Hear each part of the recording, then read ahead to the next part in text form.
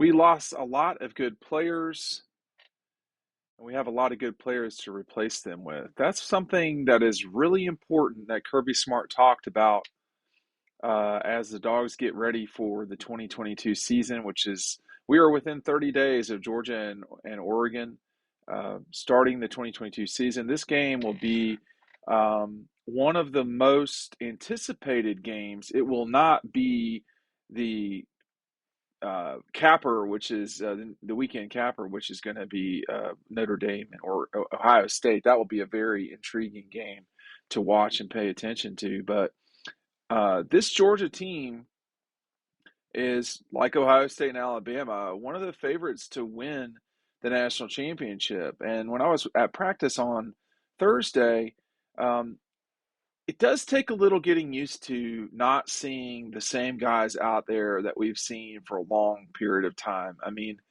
I've been so used to since 2018 seeing Jordan Davis in number 99, and now number 99 is Barry Alexander, right?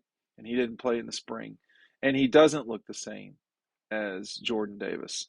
Um, but to Kirby's point, we lost a lot of good players. We lost a lot of good players. We have a lot of good players to replace them.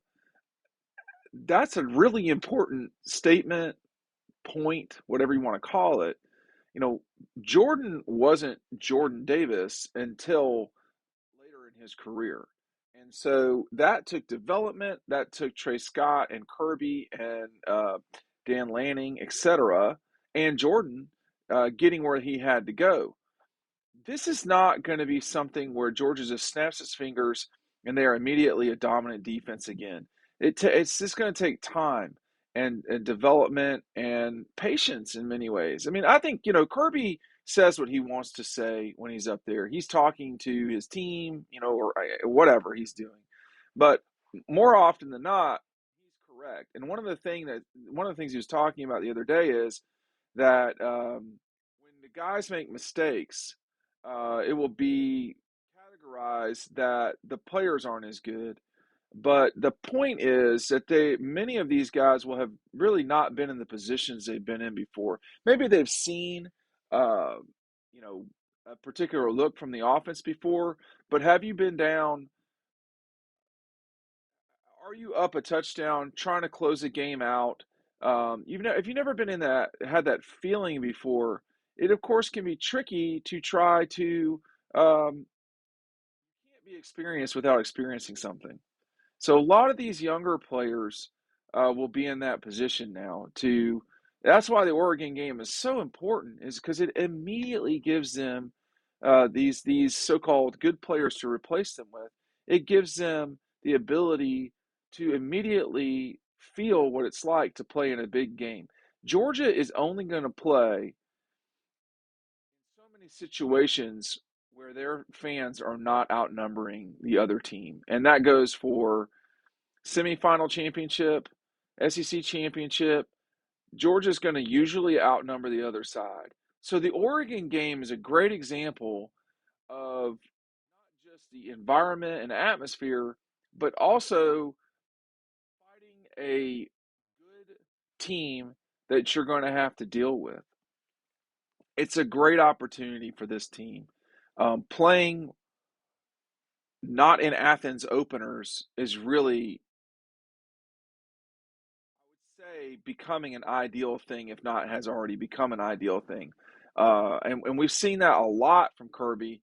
They would have had it in 2020 had COVID not struck us. But, this is going to be more common than not. Next year, unless something changes, you've got a home opener and then you go to Oklahoma. So these will be opportunities for the program to continue to replace good players other good players.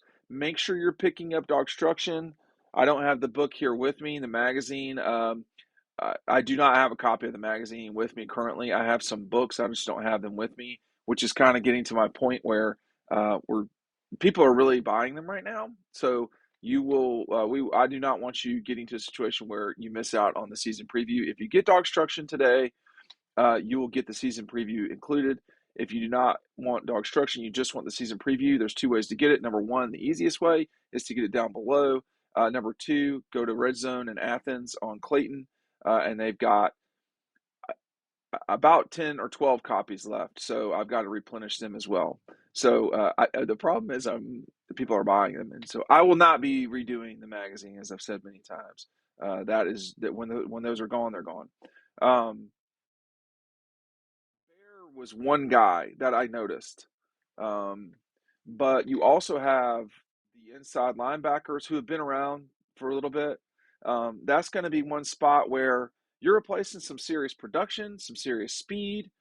Um, I was talking to an ex Georgia player yesterday. We had about a hour and a half conversation, uh, and he said, "Yeah, but when's the last time Georgia hasn't had really good linebackers?" You know, and he's probably right. Um, it has been a while. My question back to him was, "But can they run the same way N'Kobe did?" And the answer to that is no. They can't, I don't think. But Dumas Johnson seems to be the real deal. I always loved Monty Rice. And was Monty what N'Kobe is? No, he probably wasn't. But I liked Monty Rice a lot. I mean, this guy could come there, get you to the ground. He was plenty fast enough to get the job done. When you look at the outside linebackers, I can't stop thinking or talking about Chaz Chambliss. His ability to rush the passer is going to, and just generally speaking, to play football is going to keep him on the field a lot. You have a specialist, if you want to call him that, and Robert Beal, who certainly has the ability to rush the passer, and Nolan Smith. But you can't rush the passer if you're not doing your job on first and second down. Like, third down is so-called money down. Um, you're not going to get paid if you don't do the work on first and second down. So Kirby, he's mainly talking, I guess, about the defense, but there's guys to replace on the offensive side of the ball. When you look at this offensive line, uh, they are big, experienced. I would say in order, probably experienced, deep, then big, and I think they are the key to the season because Stetson Bennett is likely not going to win the Heisman. I can report right now that he will not be a first round draft pick. The I was talking to another reporter on Thursday after everything kind of concluded, and his criticism, he's like, these receivers are not. There's nothing unbelievable about the receivers. And Ryan and I's response to that is, yeah, that's probably true, but they're super deep, man. I mean, there's a lot of them, and they're all pretty good. And we would be, I guess, talking about Jermaine Burton, but I was talking so much right now about people I've talked to. But one thing that you would say from that, the one thing that someone on the staff at Georgia would say is, we are comfortable with Lad McConkey replacing Jermaine Burton. That was legitimately the statement. So, um, is that whistling past the graveyard? Is that hopeful? Or is if McConkey can stay healthy, etc., is that just what it is? I mean, this is a deep team. This team should be deep. They are deep. And there's a lot of me thinks we are gonna concentrate so much on Alabama and that they should win the national championship, that we are missing that Georgia's going to be a really good team. And I guess they will probably lose a regular season game. I'm sure I said that last year. It didn't happen. I'm sure they'll lose a regular season game. I'm not sure who that's going to be to. Um,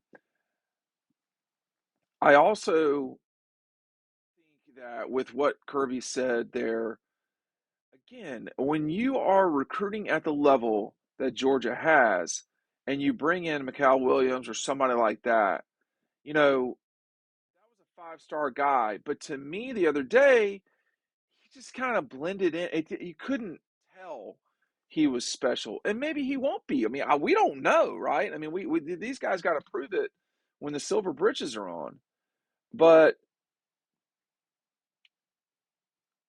I don't know that they do have a lot of good players that they are replacing really good players with. And there's not a Channing Tindall who is your, third linebacker, or Quay Walker, which of the two you want to say is the third. They're not on this team. So that particular depth is not there. But it's not different than any other thing. If you don't make as much money doing, if you're a gas station, you don't make as much money washing cars as you used to.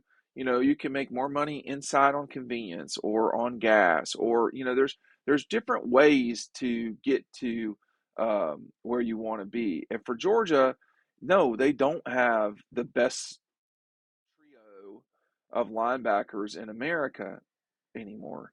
But they have probably the best and deepest offensive line. And they have a returning quarterback that has been through the fire and has won a national championship. They have the probably deepest receivers. They definitely have the best tight ends. So if you want to focus on negativity, you can do that. And I don't begrudge that. We're talking about Georgia fans here. I mean, Larry Munson is alive and well. But there's also a lot positive to look at here. Don't forget, the person that's talking to you picked Georgia to win the national championship, while a lot of other cowards said they wouldn't. Charles Barkley and I did.